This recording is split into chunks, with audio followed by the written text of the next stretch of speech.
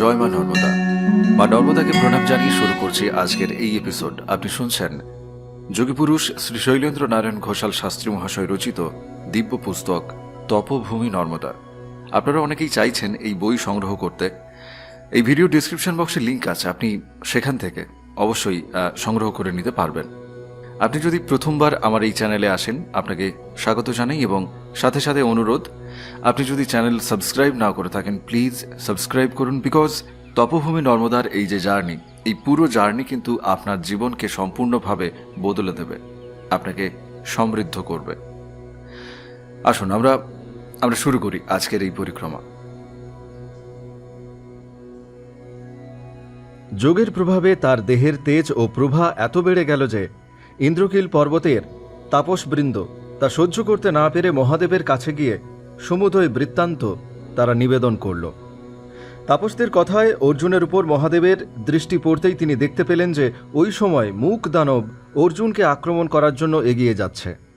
অর্জুনকে অনুগ্রহ প্রদর্শনের উদ্দেশ্যে মুক দানবকে প্রতিহত করার জন্য মহাদেব কিরাতরাজ বেশে সসৈন্যে তিনি যাত্রা করলেন। মুক দানব বরাহ বেশে অর্জুনকে আক্রমণোদ্যত হলেন। তখন অর্জুন ভাবলেন, এই জন্য মহর্ষি বেদব্যাস তাকে সশস্ত্র হয়ে তপস্যায় বসতে বলেছিলেন। তিনি তৎক্ষণাৎ বরাহের প্রতি স্বর নিক্ষেপ করলেন। এই একই সময়ে মহাদেবও স্বর নিক্ষেপ করেছিলেন। বরাহ নিহত হল। অর্জুন যখন বরাহের অঙ্গ হতে নিজ স্বর উদ্ধার করে নিজের তপস্যাস্থলে ফিরে আসছেন, কিরাতবেশী মহাদেবের এক অনুচর অর্জুনের সঙ্গে দেখা করে অতি বিনীতভাবে বললেন, যে স্বরটি আপনি নিয়েছেন ওইটি আমার প্রভুর। তার বাণে বিদ্ধ হয়ে বরাহটি মৃত্যুমুখে পতিত হয়েছে। হয়তো আপনার ভুল হয়ে থাকবে। যাই হোক, আপনি আমার প্রভুর বাণটি আমাকে প্রত্যর্পণ করুন। আপনি আমার প্রভুকে জানেন না। তিনি সকল ঐশ্বর্যের অধিপতি, দয়া, ক্ষমা, মহত্ব প্রভৃতি দেবগুণ তার ভূষণ। অর্জুন কিন্তু কিরাতের অনুচরের কোনো কথাই শুনলেন না। তখন কিরাতরাজবেশী দেবাদিদেব মহাদেব তিনি স্বয়ং এসে অর্জুনকে আক্রমণ করলেন। উভয়ের মধ্যে তুমুল সংগ্রাম শুরু হয়ে গেল। মহাদেব কর্তৃক অর্জুনের চাপ ভঙ্গ হলে উভয়ে বাহুযুদ্ধে প্রবৃত্ত হলেন। একবার মহাদেব জয়ী হন তো আরেকবার অর্জুন জয়ী হচ্ছেন। যুদ্ধ করতে করতে মহাদেব ঊর্ধ্বে লাফ দিলে অর্জুন তার পা জড়িয়ে ধরলেন। সেই সময় মহাদেব অর্জুনকে বুকে চেপে ধরে নিষ্পেষিত করতে গিয়ে বুঝলেন অর্জুন অসাধারণ দৈহিক বলের অধিকারী। তিনি পূর্বেই অর্জুনের তপস্যায় তুষ্ট হয়েছিলেন। এখন তার শক্তির পরিচয় পেয়ে তিনি আরও পরিতুষ্ট হলেন। মহাদেব কিরাত বেশ তিনি পরিত্যাগ করছেন এবং পরিত্যাগ করে স্বমূর্তিতে তিনি তার সামনে প্রকট হলেন। ইন্দ্রাদি দেবগণেরও আবির্ভাব ঘটল সেখানে। অর্জুন দেখলেন তার সামনে দাঁড়িয়ে আছেন হিমশুভ্র ভস্য বিভূষিত স্বয়ং চন্দ্রশেখর। অর্জুন সঙ্গে সঙ্গে ভুলুণ্ঠিত হয়ে মহাদেবের স্তব করতে লাগলেন এবং স্তবের শেষে তিনি বর প্রার্থনা করলেন। ভক্তবৎসল আশুতোষ তিনি প্রসন্ন হয়ে অর্জুনকে পাশুপত অস্ত্রের সঙ্গে ধনুর্বেদের গুহ্য উপদেশও তিনি দান করলেন। ইন্দ্রাদি দেবতারাও শশ অস্ত্র দান করলেন অর্জুনকে। সিদ্ধকাম অর্জুন অবশেষে ফিরে এলেন যুধিষ্ঠিরের কাছে। এটাই হল ভারবীকৃত কিরাতর্জনীয় মহাকাব্যের সংক্ষিপ্ত ঘটনা। এখন এই মহাকাব্যের অন্যান্য দিক আলোচনা করছি, তুমি মন দিয়ে শোনো। এই কাব্যের নায়ক তৃতীয় পাণ্ডব অর্জুন, নায়িকা দ্রৌপদী এবং প্রতিনায়ক কিরাতরাজবেশী মহাদেব। আলঙ্কারিকরা কাব্যে যে 4 রকম নায়কের লক্ষণ নির্দেশ করেছেন, তার মধ্যে এই কাব্যের নায়ক ধীরোদাত্ত গুণ সম্পন্ন, যার বৃথা অহংকার নাই, যিনি ক্ষমাশীল, গম্ভীর, অতিশয় বলবান, বিপদেও স্থির, যার আত্মগৌরববোধ প্রচ্ছন্ন, তাকেই ধীরোদাত্ত নায়ক বলা হয়। ভারবী দেখিয়েছেন অর্জুনে এই সমস্ত গুণই বিদ্যমান।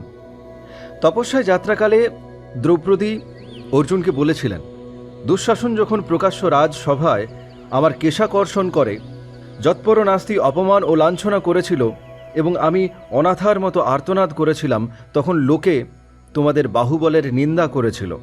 জিজ্ঞাসা করি, সভা মধ্যে সশরীরে উপস্থিত থেকে কাষ্ঠপুত্তলিকার মতো আমার চরম লাঞ্ছনা যে নিজের চোখে দেখেছিল, তুমিই কি সেই ধনঞ্জয়?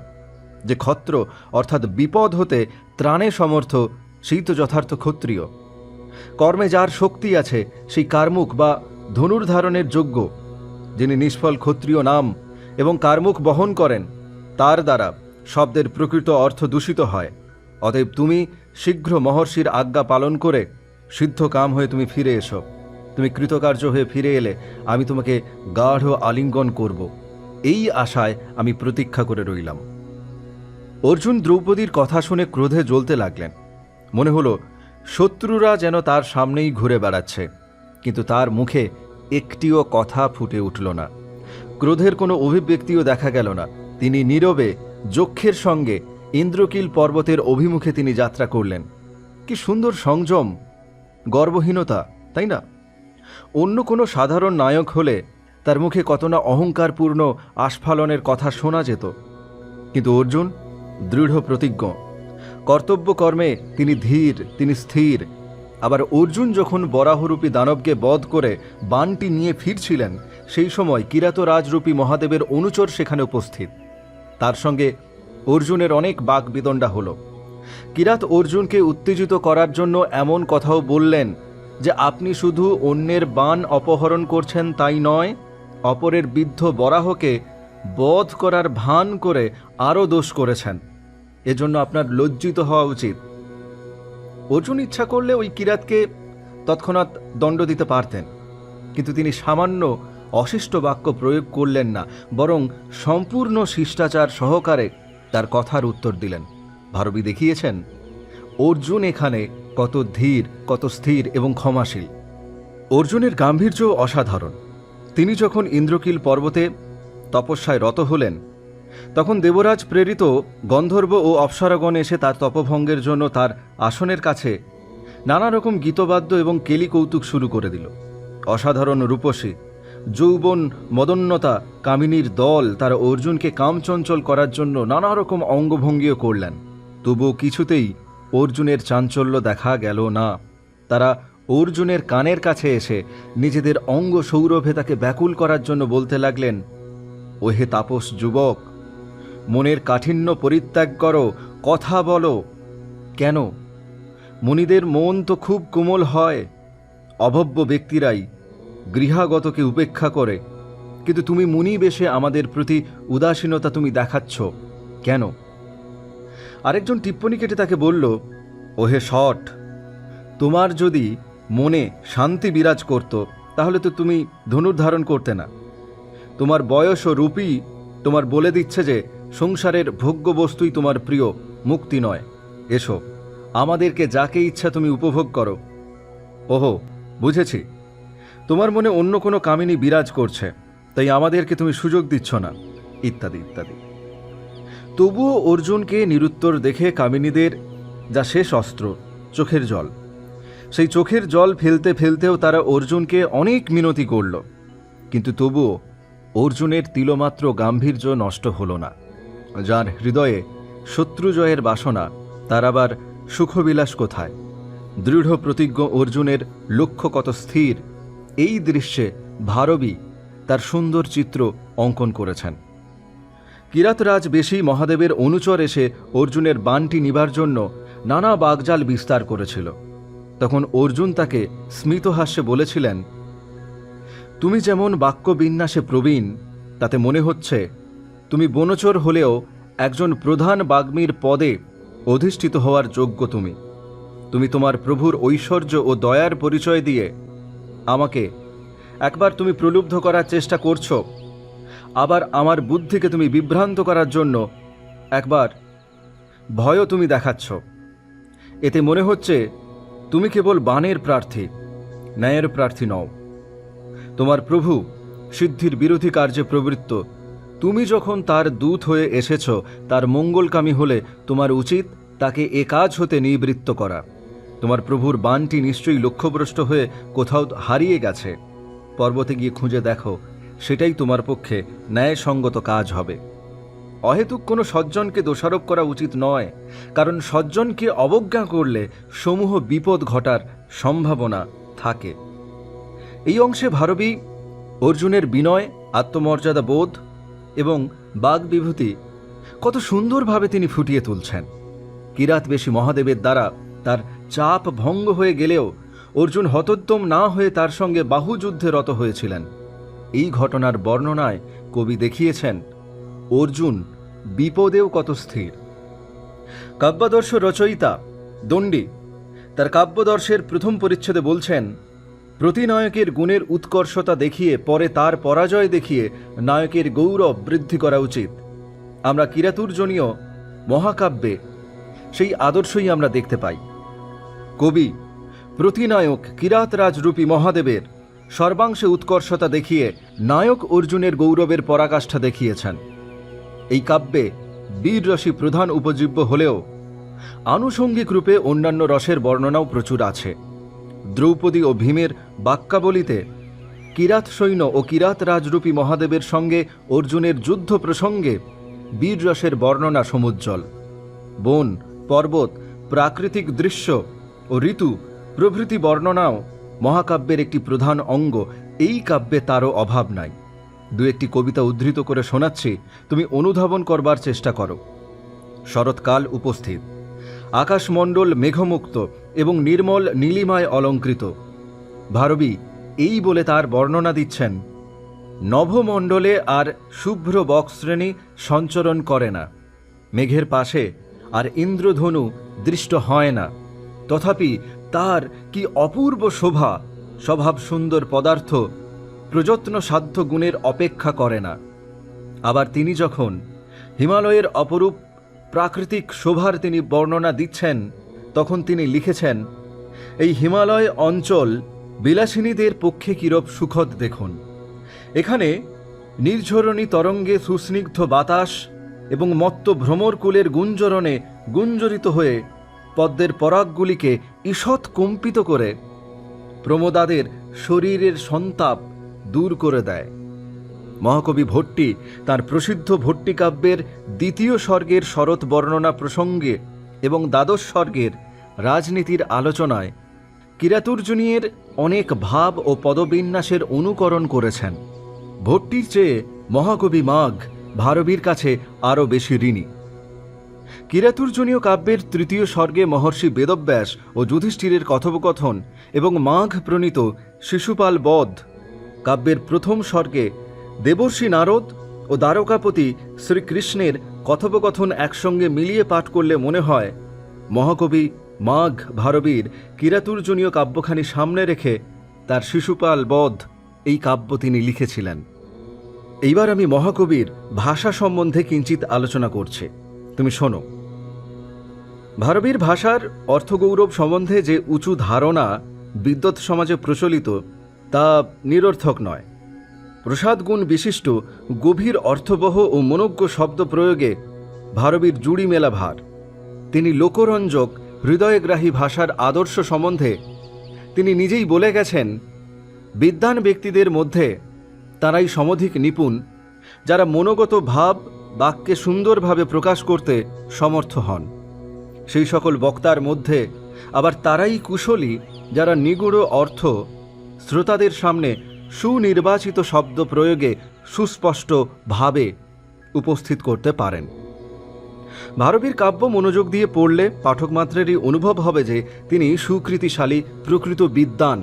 কবির ভাষা প্রয়োগের বৈশিষ্ট্য সম্বন্ধে তিনি যা বলছেন তা তার পক্ষেও সমধিক প্রযোজ্য।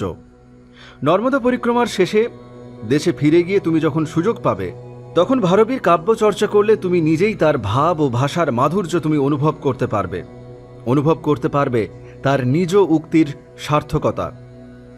পদগুলির বিশদ অর্থ কোথাও পরিত্যক্ত হয়নি, অথচ সেগুলিতে যথেষ্ট অর্থগৌরব আছে। ভারবীর কিরাতুর্জনীয়ম যে মহাকাব্য, সেই মহাকাব্যের টিকাকার হলেন মল্লীনাথ। সার্থক টিকাকার মল্লীনাথ ভারবীর অর্থগৌরব প্রসঙ্গে তিনি প্রথমেই বলেছেন যে ভারবীর কাব্য নারকেল ফলের মতো প্রচ্ছন্ন রস বিশিষ্ট, সম্প্রতি তা ভগ্ন করছি।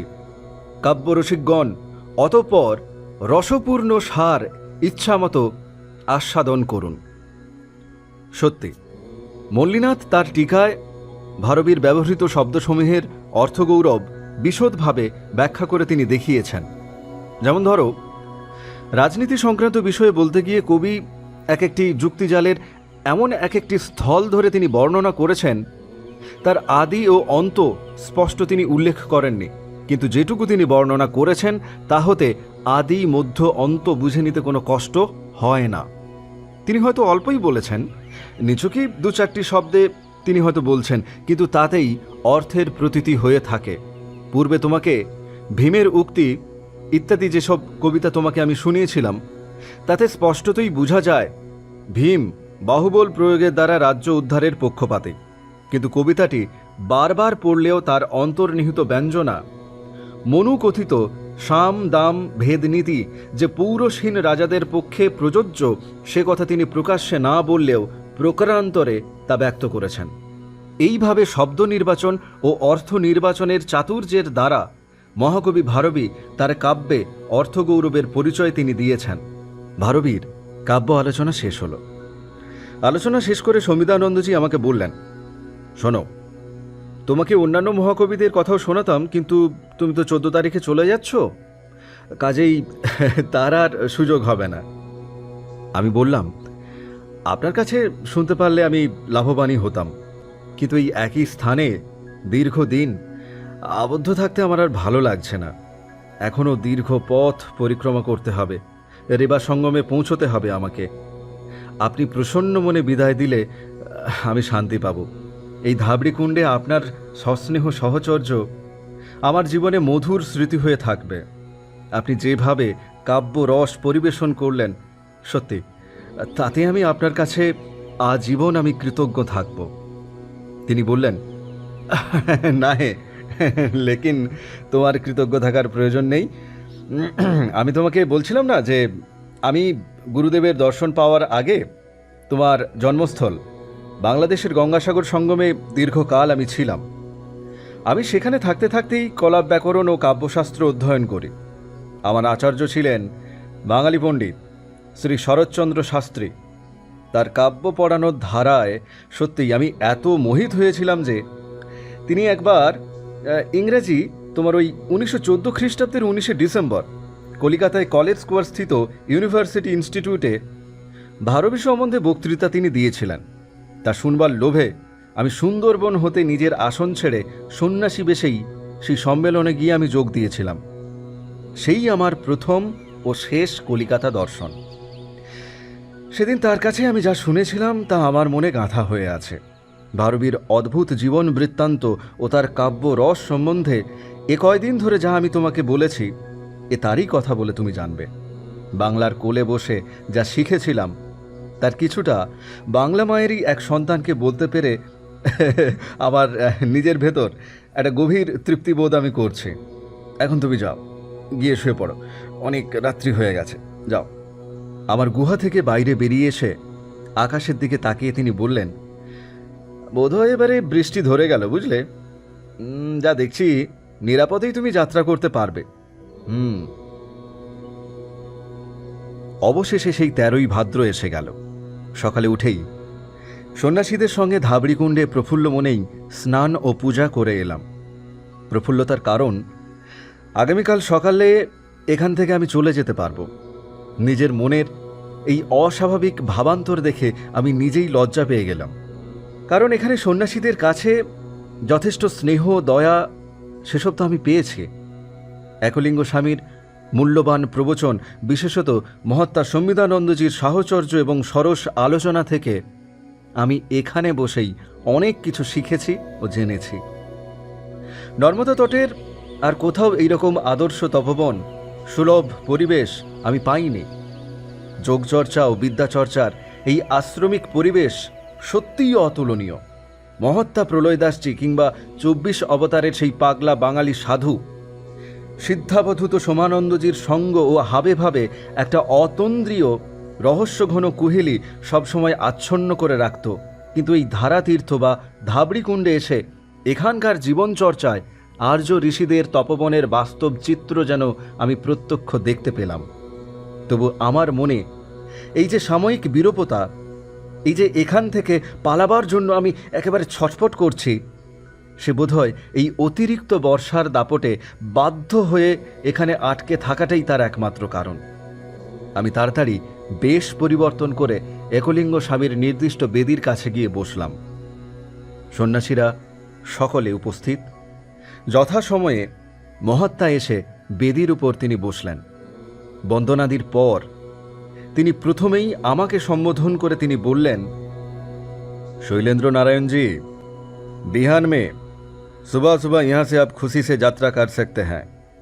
समिदानंद आपको भेटा खड़ी की आखिरी सीमा तक, जहाँ से मुड़ के सीताबनी की तरफ जाना पड़ता है, जहाँ आपका साथ महात्मा समानंद जी को दूसरा बार मुलाकात हुई थी, वहाँ तक आपके साथ में जाएंगे। बस उसका बाद समिदानंद लौट के आएंगे। आप 26 अवतार होकर ओंकारेश्वर या शिलोपानी की झाड़ी की तरफ आप यात्रा करेंगे। और एक बात याद रखिए, हर वक्त आप रेबा मंत्र जप करना, तब रेबा माई तुम्हारा देखभाल करेगी। माता अपार दयामयी है, तुम्हारा कोई पूछना है तो पूछ लीजिए। আমি বললাম, ভগবান, আমি যখন অমরকণ্টক হতে পরিক্রমা শুরু করি তখন মহাত্মা শঙ্করনাথজি এবং সুমের দাসজি তারা আমাকে বলেছিলেন যে নিরন্তর রেবা মন্ত্র জপ করতে করতে পরিক্রমা করবে। মুন্ড মহারণ্য হতে ওঙ্কারেশ্বর ঝাড়ি পথেও মহাত্মা শোভানন্দজি, সূর্যনারায়ণজি, দরিয়াইজি প্রভৃতি যত মহাত্মার সঙ্গে আমার দেখা হয়েছে তারাও বারবার আমাকে স্মরণ করিয়ে দিয়েছেন রেবা রেবা জপ করে ভয়ঙ্কর হিংস্র জন্তু অধ্যুষিত দুর্গম জঙ্গল পথ পরিক্রমা করতে। এখন আপনিও বলছেন হর বখত রেবা মন্ত্র জপ করনা। আপনার শ্রীচরণে আমার জিজ্ঞাস্য, এই রেবা মন্ত্রটি কি? এ কি অনবরত রেবা রেবা দাক্ষর বীজ উচ্চারণ, নাকি হরো নর্মদে জপ? আমাকে একটু বলবেন। পরিক্রমাকালে অবশ্য করণীয় বিধান, নর্মদাকে অনবরত চোখে চোখে রেখে পরিক্রমা করতে হয়। তার সঙ্গে যদি নিরন্তর রেবা মন্ত্র জপ করতে হয়, তাহলে আমি গুরুদত্ত ইষ্ট বীজ আমি কখন জপ করব? একলিঙ্গ স্বামী বললেন, মহাকন্যাকা শক্তি নর্মদার স্থূলরূপ হল এই নর্মদার জলপ্রবাহ। নর্মদার জলের দিকে তাকালেই বিশ্বের আদি কারণভূতা মহাশক্তি শিবপুত্রী নর্মদাকে স্মরণ মনন হয়ে যায়। তার মধ্যেই সমস্ত দেবশক্তি ও দিব্যশক্তির প্রকাশ আছে। স্বয়ং মহেশ্বরের বরে তার তেজসম্ভূতা রেবা শৈবতেজের মূর্ত প্রতিমা। তবুও মহেশ্বরের শ্রীমুখ নিঃসৃত বিধান এই যে নর্মদা পরিক্রমাকালে রেবা মন্ত্র জপ করতে হবে। নর্মদাকে চোখে চোখে রেখে স্বীয় ইষ্টমন্ত্র জপ করলেও নর্মদা সদৈব তুষ্টা থাকেন। তথাপি শিব বাক্যকে মর্যাদা দেবার জন্য রেবা মন্ত্র জপ করাই কর্তব্য। কিন্তু এই রেবা মন্ত্র শব্দটি ভালো করে অনুধ্যান করো। রেবা মন্ত্র মানে রেবার মন্ত্র। তাহলে স্পষ্টই বোঝা যাচ্ছে সেটি রেবা রেবা শব্দ মাত্র নয়, নিশ্চয়ই রেবা শব্দ হতে পৃথক কিছু। আমি তোমার কাছে নিজেই সেই রহস্য আমি ভেদ করে দিচ্ছি। রেবা মায়ের বীজ ষড়ক্ষর যথা ওং, রাং, রং, হ্রিং, রৈং, রৌং, রং। এই মন্ত্রকে প্রণব দিয়ে পুটিত করলে সপ্তাক্ষর হবে। তখন তা হবে শিবের সপ্তাক্ষর মহাবীজের সমতুল্য। এই সপ্তাক্ষরের শেষে নর্মদাঐ নমঃ যোগ করলে ত্রয়োদশ অক্ষরাত্মক বীজের দ্বারা ব্রহ্মা, বিষ্ণু, মহেশ্বরাদি সমূহ দেবদেবীর পূজা ও স্মরণ মনন পূর্ণাঙ্গ হয়ে থাকে। তোমার ইষ্টমন্ত্রের প্রতি নিষ্ঠা ও টান আছে বলে এবং তা তোমার তন্ত্রিতে তন্ত্রিতে শ্বাস প্রশ্বাসে গাঁথা হয়ে গেছে বলে তুমি তাতেই মগ্ন থাকো। কিন্তু তবুও যতদিন নর্মদা তটে তুমি পরিক্রমা করছো ততদিন প্রাতকালে উঠেই প্রথমেই তুমি নর্মদা স্পর্শ করে গায়ত্রী পাঠ করবে। ওং রুদ্রাদেহায়ৈ বিদ্মতে মেকলোকন্যাকাঐ ধীমহি তন্নো রেবা প্রচোদয়াৎ। অতঃপর অন্তত 10 বার তুমি জপ করবে ওং হ্রাং, হ্রং, রিং, রিং, রুং, রং নর্মদাঐ নমো। প্রতি মধ্যাহ্নে এবং সায়ংকালে যখনই স্নানের জন্য তুমি নর্মদায় নামবে তখনই এই গায়ত্রী ও মন্ত্রপাঠ তুমি করবে। তারপর সূর্যার্ঘ্য প্রদান ও পিতৃতর্পণের বিধান সেটা তো থাকছেই। দেখো, এই অনুষ্ঠানটি করতে তোমার বেশি সময় লাগবে না। তারপর বাকি সময় দিবারাত্র তোমার ইষ্ট চিন্তায় তুমি বিভোর থেকো। और कुछ पूछना है? আমি তার কাছে আশ্বাস পেয়ে আমি পুনরায় তাকে জিজ্ঞাসা করলাম, আমি এখানে আসার আগে শুনেছি এখানেও সন্ন্যাসীরা বলছেন যে পরম শৈব বানাসুরের প্রার্থনায় তার যজ্ঞস্থলী ধাবড়িকুণ্ডই বানলিঙ্গের একমাত্র উৎপত্তির স্থল। জগতের কুত্রাপি এমনকি নর্মদা তটের আর কোথাও নাকি বানলিঙ্গের উদ্ভব ঘটে না। আমি প্রায় 2.5 মাস ধরে এখানে আছি। প্রতিদিনই এইসব দণ্ডী স্বামীদের সঙ্গে গিয়ে আমি কুণ্ডস্থিত বানলিঙ্গের পূজা করে আসছি। কিন্তু এই বানলিঙ্গের সঙ্গে নর্মদাতে উদ্ভূত অন্যান্য শিবলিঙ্গের পার্থক্য কোথায়? যদি সাদা রংটাই পার্থক্যের হেতু হয়, তবে অমরকণ্টকের নিকটবর্তী কপিলাশ্রমে কপিলধারার সন্নিহিত দুধধারাতেও তো সাদা শিবলিঙ্গ উদ্ভূত হচ্ছে। সেই সকল শ্বেত শিবলিঙ্গই বা বানলিঙ্গ নামে অভিহিত হবে না কেন? একই নর্মদাতে উদ্ভূত অন্যান্য নর্মদেশ্বর শিবলিঙ্গের সঙ্গে এই বানলিঙ্গের তফাৎটা কোথায়? একলিঙ্গ স্বামী বললেন, নর্মদেশ্বর শিবলিঙ্গও তো জাগ্রত, বানলিঙ্গও জাগ্রত। উভয়ের মধ্যে চিন্ময় শক্তি নিহিত বলে পূজক নিষ্ঠা সহকারে পূজা করতে করতে উভয় প্রকার লিঙ্গে বিভিন্ন প্রকারের দিব্যচিহ্ন ফুটে উঠতে দেখেন।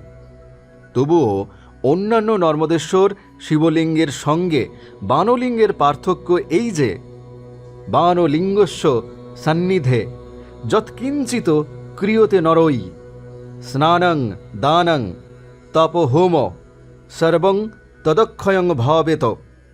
অর্থাৎ বানলিঙ্গের সামনে স্নান, দান, তপস্যা, জপ, হোম যাই অনুষ্ঠান করা যাক না কেন তার ফল অক্ষয় হয়।